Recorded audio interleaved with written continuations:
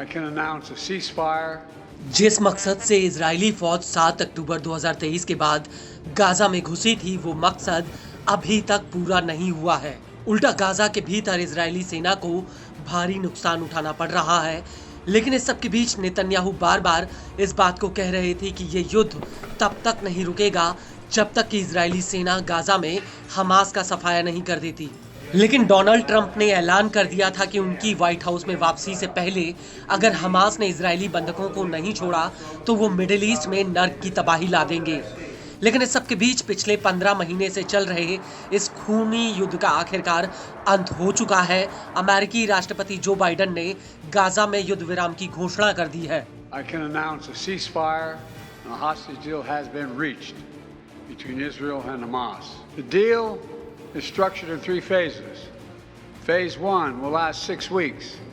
It includes a full and complete ceasefire, withdrawal of Israeli forces from all the populated areas of Gaza, and the release of a number of hostages held by Hamas, including women and elderly and the wounded. And I'm proud to say Americans will be part of that hostage release in Phase 1 as well. And the Vice President and I cannot wait to welcome them home. In exchange, Israel released hundreds of Palestinian prisoners.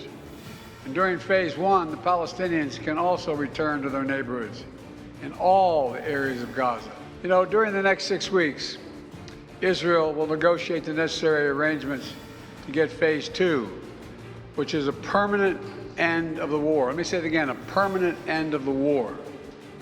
There are a number of details to negotiate to move from Phase 1 to Phase 2, but the plan says if negotiations take longer than 6 weeks, the ceasefire will continue as long as the negotiations continue. इस सब के बीच ये जानना बेहद ही जरूरी है कि आखिरकार किन शर्तों पर इजराइल और हमास के बीच युद्ध विराम पर सहमति बनी है।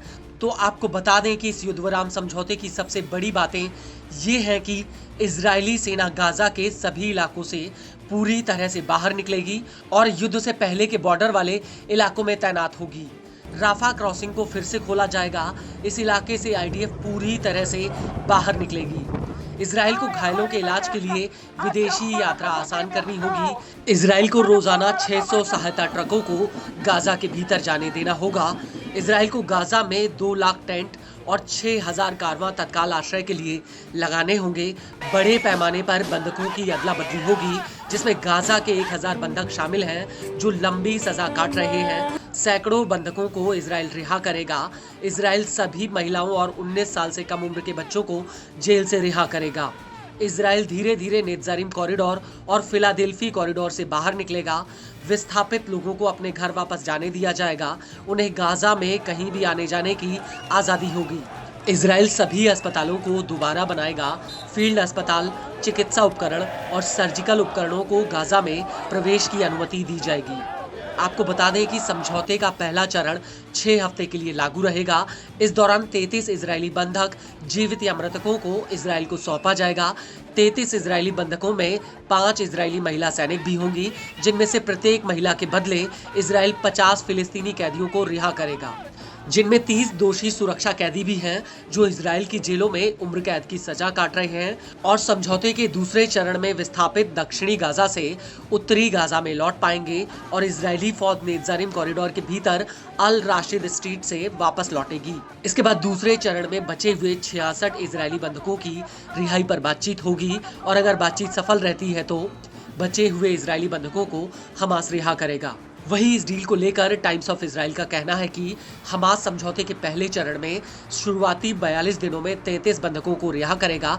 समझौता लागू होने के पहले दिन हमास पहले 3 बंधकों को रिहा करेगा। इसके बाद 7वें दिन 4 से ज्यादा बंधकों की रिहाई होगी। इसके बाद हर 7वें दिन बंधकों को रिहा किया जाएगा। पहले चरण के आखिरी हफ्ते में 14 बंधकों को रिहा किया जाएगा और इसके बाद बचे हुए 65 बंधकों को दूसरे चरण के युद्ध विराम में छोड़ा जाएगा।